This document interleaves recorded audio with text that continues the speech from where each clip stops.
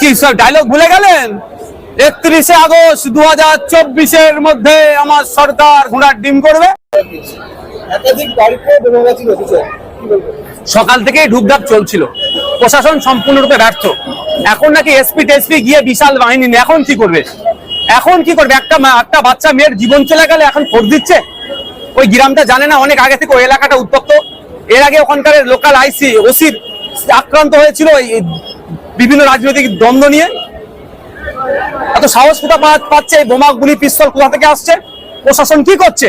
আমি এই পিরিয়ডে না, আমি মুর্শিদাবাদ গিয়েছিলাম। আমি আসার পর তো আমার গাড়িটা আটকে ছিল। আমি বললাম চেক করুন, তারপর বলুন না চলে যায়। আমি না চেক করুন, আপনার ডিউটি পালন করুন। মানে এমএলএ এর গাড়িও ছাড়ছেন, এমএলএ গাড়ি তো কিছু যেতে পারে। আমি এখন কনফিডেন্টলি বললাম যে আমারও চেক করুন, কোনো সমস্যা নেই, তখন ছেড়ে দিল। তাহলে ওইখানে বোমগুলি পিস্তল ঢুকলো কি করে? দেখলে দেখা যাবে তৃণমূলকে আরো ওরা গ্রিন করিডোর করে ঢুকায়। এই দায়িত্ব রাজ্য সরকারকে নিতে হবে। আমি রাজ্য সরকারের প্রধানের ক্ষমা চাওয়া উচিত নিঃশর্তে, এবং এই সমস্ত যারা গুন্ডা দুষ্কৃতী বদমাশ আছে তাদের ঘাট ধরে জেলের মধ্যে ঢুকিয়ে দেওয়া দরকার। দুর্ভাগ্য আমাদের এমন কোন নির্বাচন নেই 2011 সালের পরে যেখানে মানুষের রক্ত খুন ছাড়া হচ্ছে না। যখন নির্বাচনে দেখবেন খুন হতে হচ্ছে পিছিয়ে বর্গের মানুষ। আর একটা কথা আমি জোর গলায় বলছি, এটা মুসলমানদের শিক্ষা নেওয়া দরকার। মুসলমানদের রক্ত ছাড়া পশ্চিমবাংলা নির্বাচন নাকি বৃথা হয়ে যাচ্ছে। মুসলমানরা না খুন হলে পশ্চিমবাংলা নির্বাচন নাকি সার্থক হয় না। আর কত মার খাবেন? চাকরিতে 0% নিচে চলে গেছেন, শিক্ষা স্বাস্থ্য কর্মসংস্থান ধ্বংস হয়ে গেছে, ওবিসি সার্টিফিকেটে ধ্বংস হয়ে গেলেন। এখনো লাশ হয়ে এই লাশের রাজনীতি করবেন?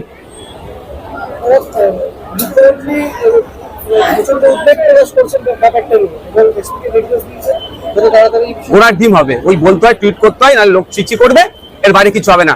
বকটুয়ে কাণ্ডর পরে যেমন 11 জন মুসলিম পরিবারের মানুষজনকে শহীদ করেছিল, খুন করেছিল তাদের দলের লোকেরাই, তখন কি তারপরে কি বলেছিলেন মুখ্যমন্ত্রী মহাশয়?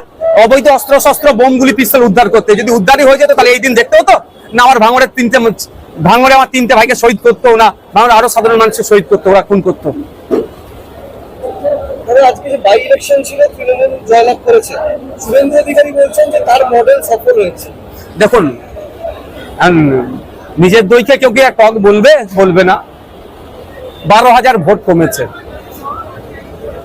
এটা মাথায় রাখা দরকার শুভেন্দু বাবু। হিন্দু ভাই বলে হিন্দু ভাইরা ভোট দেবে না, অত সহজ নয়।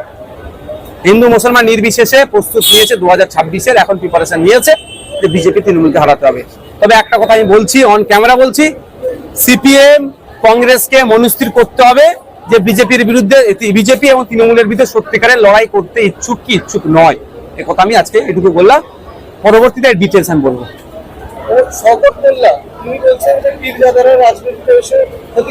আপনি জ্ঞান দেবে নটোরিয়াস ক্রিমিনালটা? ফুরফুরা পীরজাদার ইতিহাস ওনার জানা আছে? ভারতের স্বাধীনতা সংগ্রামে মুসলমানদের অবদান, বাংলার মুসলমানকে উৎসাহিত করার পিছনে আমার দাদু ছিল, শওকতের দাদু ছিল, নটোরিয়াস ক্রিমিনালের দাদু ছিল না। রাজা পিয়ারি মোহনের ডাকে ব্রিটিশদের বিরুদ্ধে আন্দোলনের সময় আমার দাদু উপস্থিত হয়েছিল। ফুরফুরার পীর আবু বকর সিদ্দিক রহমাতুল্লাহ আলাইহি ওই নটোরিয়াস ক্রিমিনালের দাদু যায়নি। সাঁওতালি বিদ্রোহের সময় সাঁওতাল সমাজের মানুষের পাশে আমার দাদু ছিল, ওই নটোরিয়াস ক্রিমিনালের দাদু ছিল না, যায়নি। ওই নটোরিয়াস ক্রিমিনাল আমাদেরকে জ্ঞান দেবে?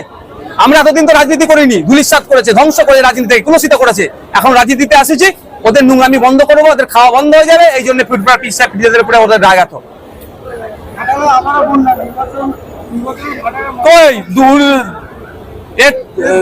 কি সব ডায়লগ ভুলে গেলেন?